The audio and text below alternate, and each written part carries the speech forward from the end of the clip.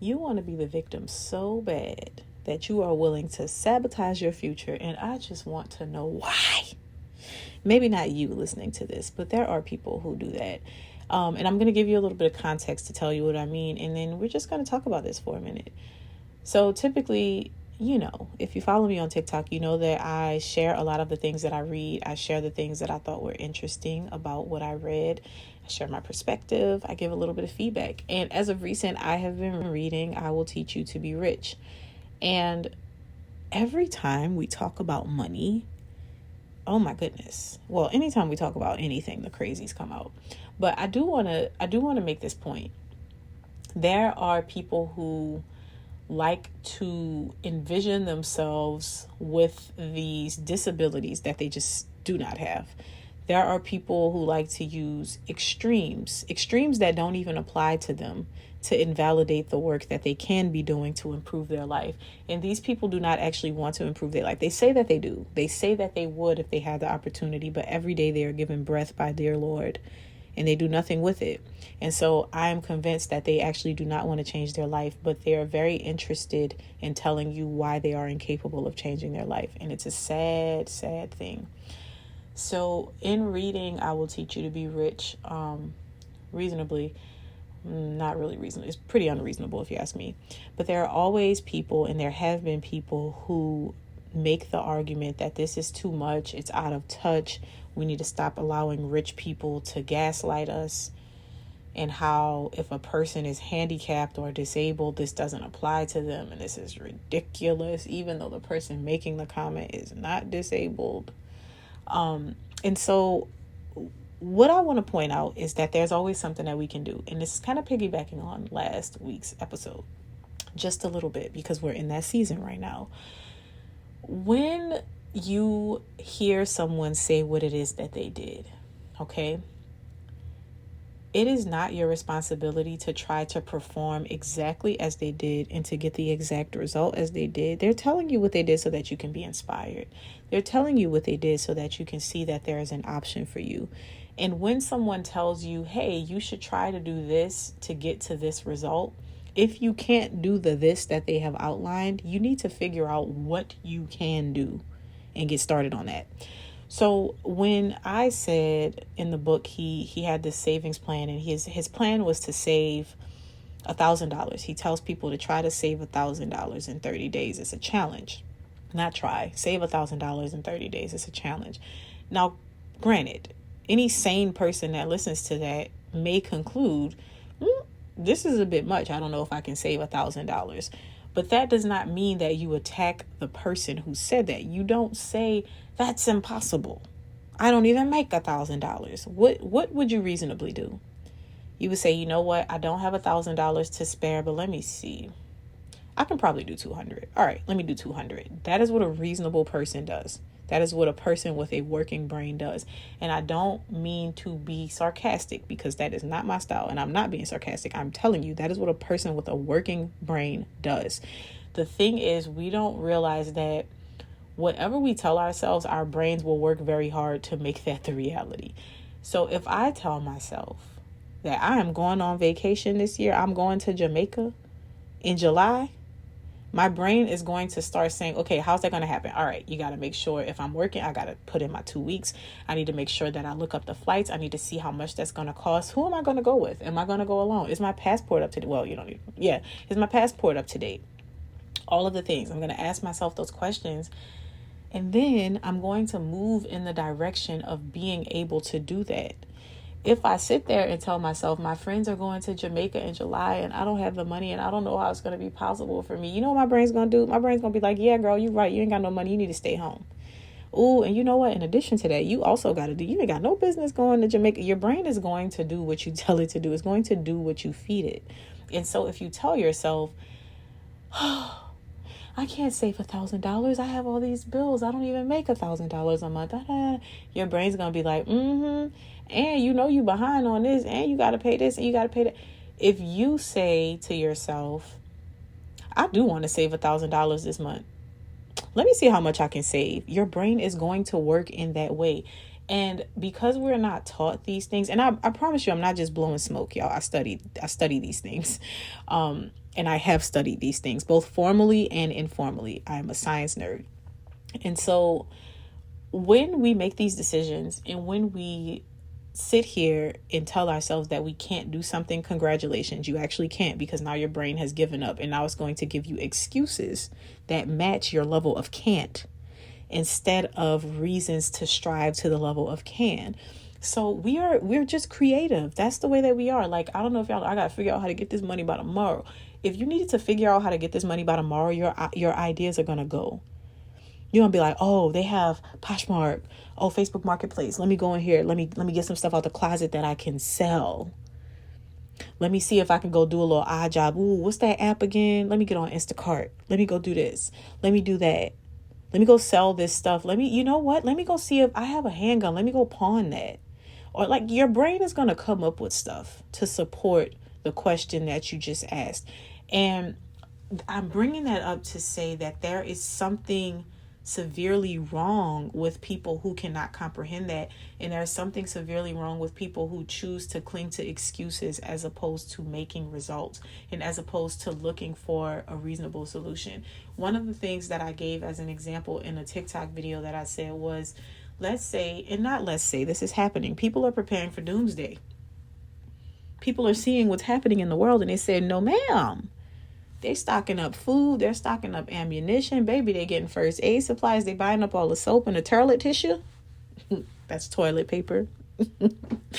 They're getting the things that they need. And they don't care if you don't have what you need. Okay? And I don't mean to be insensitive, but what I am saying is we are responsible for our own lives.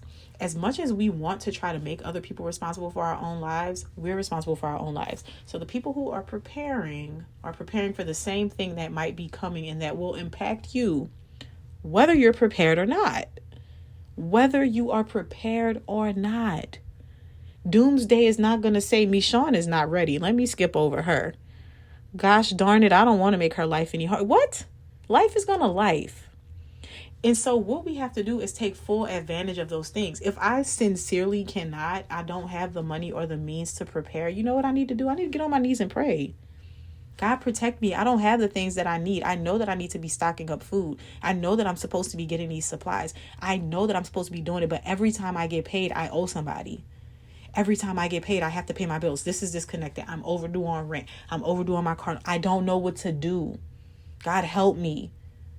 That's what you need to do, and stop sitting here feeling sorry for yourself and telling other people, woe is me. And then one of the craziest things that somebody said was, maybe we should extend compassion to those people. Maybe we should figure out how we can help them. And it's not that it's crazy, because yes, we should extend compassion. It's crazy because in what world do you think that I'm sitting here saying, I want to save $1,000, and you say, I can't save $1,000, and I say, oh, let me give you 50. Are you insane? Are you insane? Do you see how crazy that sounds? So it's I want to also add that this goes back to the conversation that I had about people who give and people who do not give. If you are a person who does not give, you are stingy. You are stingy and you mismanage everything that comes to you. And on top of that, you cannot get out of lack because you don't have the spirit of giving. If you are a person who gives freely, willingly, it's the opposite. You're always finding opportunity. People love to be around you. You're a very positive thinker. You're always looking for how you can help other people. And the reason I say that is because I can say, generally speaking here, the person who hears that they can save $1,000 and they make every step and every stride possible to save $1,000, that person is more likely to be a person that is going to help a person in need, not the person that is saying that they can't do it. And I know that sounds crazy because it's like, well, this person is more compassionate because they're trying to say that we should be understanding. No, that I want y'all to understand that is an excuse, and that is a person making an excuse and feeling sorry for themselves. If you feel sorry for yourself, you're not going to feel sorry for others. You're not. And so as much as this person that's like, well, you should be compassionate and maybe you should give them money, give you money so that you can feed your selfish needs and then coddle yourself some more. No, How about you do what you can? And I'm telling you that is something about that. And I mean it when I say that if you're so busy feeling sorry for yourself, you can't feel sorry for other people. And you will not help anybody else when you think that you down bad. When you feel like you are down bad, you're not going to help other people. And when you really cling to those excuses in that regard, you will not help other people. There are people who don't have much, but they still find a way to give to others. There are people, single mothers out here with multiple children, mouths to feed. And they make it their mission to give to people in need. They make it their mission to find ways to help other people. And I truly believe that because they are like that, they are always taken care of. I will tell you that there are seasons in my life when I'm like, I don't know how this is going to happen. I don't know how this is going to look. I don't know, God, but I'm just going to keep being faithful. I'm going to keep being obedient. I'm going to keep giving. I'm going to stay on this journey, and I'm going to do these things. And I want you to understand that there is a correlation between that. If you're always, woe is me, I can't do anything, the world is against me, the odds are stacked against me, the government, the man is trying to keep me down, there's no space in your life for hope. And that is such a faithless life. I want to make that very clear to you. That is such a faithless life. And I want you to hear what I'm saying and not make up things that I'm not saying. Because what I'm not saying is that there are not people who are not able to do certain things. It's not even about the $1,000 anymore. It's about the mindset and the thing behind that. Because you have to also understand that if God places something on your heart, He will help you. If you have faith, He will. But if you have already discounted what God can do for you, and that's the problem too, a lot of people just don't have faith. Like, you have faith in the small stuff. You're like, oh, God's going to wake me up tomorrow. And I don't even mean to say that that's small stuff, because that's a big deal. Somebody ain't wake up today. Quite a few people didn't wake up today. But you have faith in those obvious things that you feel like God is going to do by default. But when it comes to the big things, like if you genuinely sit here, like I said, the doomsday example, you know that times are changing and you need to prepare. You're going to be like, oh, I don't have it. And because you can't see it, you don't believe that you will get it. And then you just discount yourself off from that, because then you don't even go and pray about it. So we have to be more action based. We have to actually take our time and be diligent and not be dismissive about everything and not be a cynic. Like, if you're going to be a cynic in a positive way. Be a cynic that says, I don't know how to save $1,000, girl. I don't even know if I got 20, but you know what? We're going to strive for 50. How can I do that? And again, going back to what I said, when you ask your brain questions, it will give you answers. It will. It's just the natural way that things work. And so what I'm encouraging you to do in this episode is to take the time to stop victimizing yourself. Stop it. It's not healthy. It's not serving you. It's certainly not serving anyone else around you, because like I said, if you're a victim, who are you helping? Nobody, because you're too busy feeling sorry for yourself. And we don't need any more of that. We don't need any more people feeling sorry for themselves. Nothing comes of that except misery. And nobody wants to be around you. Nobody wants to be around that. I'm going to tell you. Your friends might not want to tell you. Your friends might call it. I'm going to tell you. Nobody wants to be around that. Nobody wants to be around a woe is me person. So let's clean it up. And this is not toxic positivity. This is not. Because if you only make $800 a month, you're not going to save $1,000 a month. That's not the point. The point is the principles can always be applied to you. You just have to take it and scale it to your level. So even when I have conversations with people and I talk about like social media and I talk about how I grew and how I did this in this amount of time, I always give a timeline and as many details as possible, not so that you can go and try and do it in the same timeline, but so that you can have hope that it's possible. Because if I did it in 6 months, less than 6 months, you can do it. You can do it. You might not do it in 6 months, girl. You might do it in 2. It might take you 12 months. It might take you 2 years. But the point is, it can be done. Because the one thing that we also know about God is that what He can do for somebody, He can also do for someone else. Doesn't mean He's going to do it exactly like that, but He can. He's limitless. We put limitations on God. We put limitations on ourselves. We don't even seek God before we start to be dismissive. We don't even know that we can go to Him with our unselfish prayers.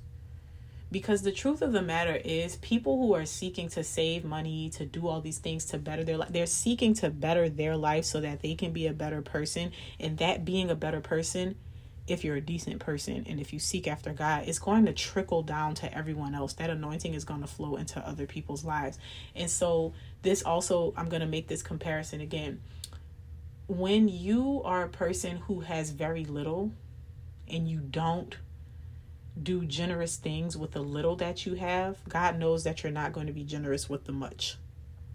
So example, let's say with tithing, if you get your $200 and you're like, I'm not giving the church 20, I'm gonna do 10. And not only did you do 10, but you also didn't do any giving in any other regard. Because I will also say, like, there are people who tithe and they still go out and do good for the world. They're not like, God, I done gave you your 10%. That's it. That's all. And that is something that I will say I'm learning as I get older, as I mature, as I understand things a little bit more.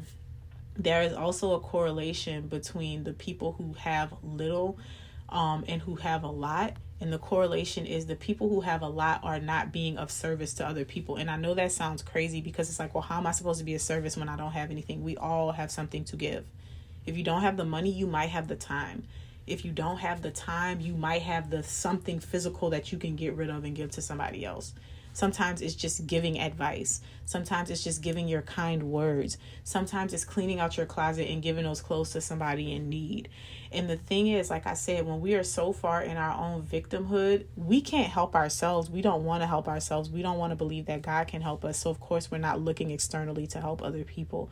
And so it serves no one when you act like that.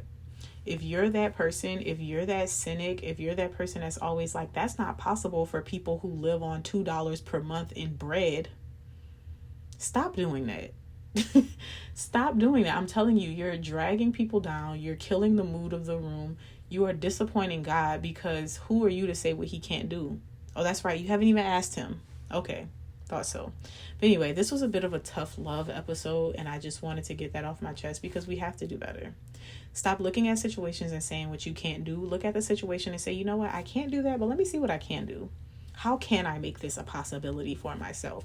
And I will tell you that actually does work, because I don't know if y'all remember when I said I wanted to save that money and I was doing that savings binder. Girl, if you think I knew how I was going to save $5,050 in 84 days, you're insane. I did not know how I was going to do that. I just knew I was going to start and I was going to get as close to that 5,000 as I could. And boom, surprise, less than 2 weeks later, I had half the money because I did a side hustle. And in me sharing that journey, do you know what happened? My TikTok page went nuts. I got monetized and boom, there's the rest of the money. And I don't think people understand that that is how it works. Like I just said earlier on this episode, when you tell your mind you can do something, it will be like, hey, let's figure it out. Come on. You're going to pray about it. You're going to be like, I don't even know how I'm going to do it, but I just know you got me. I know you got me. And I want to do this because I need to better myself. I need to show up. The thing is, y'all be praying selfishly too. Because I already know that I'm a giving person. I'm a generous person. Even when it comes to my content, I don't leave anything back unless it is going to jeopardize my privacy or my safety. I genuinely want to help people. I genuinely want people to feel and experience the joy and the peace and the love, and that I want y'all to have this. And if it means that I have to get on here and just share my thoughts and share my experiences and tell y'all what I know, I'm going to do it. And that is me giving. But there are people who, they don't even want to give that. All they want to do is give you their excuses and their negativity. Please stop it. So like I was saying, I did not know how that was going to happen. But I picked up that book and every day I was like, I got $1, I got $2, I got this. Oh, you know what? I forgot about this app. I heard about Spark. I'm going to do Spark. I did Spark. $1,200. Boom. Ding, ding, ding. Put it in the book. And when I told people about that video got 3 million views. That's crazy. I started getting all these videos that were getting more and more views. People started buying the book. They wanted to do it with me. They were inspired because I took action on something that I had no idea if I was actually going to be able to do. And in me taking that action, God was like, here, my child, let me help you. And that is the point that I'm trying to make. You're cutting yourself off from the source of God's help because you have limiting beliefs. You're limiting him. And it's not just about money. Some of you do it with your relationships. You have turned your husband over and you like, you know what? It's a lost cause. I'm done praying. I'm getting up. My knees hurt. I'm ashy. I'm over it. Forget about it. And then you stop praying. The Bible says pray without ceasing, not pray until you get tired. Come on. Come on. Okay, I'm done rambling. I'll talk to you next week.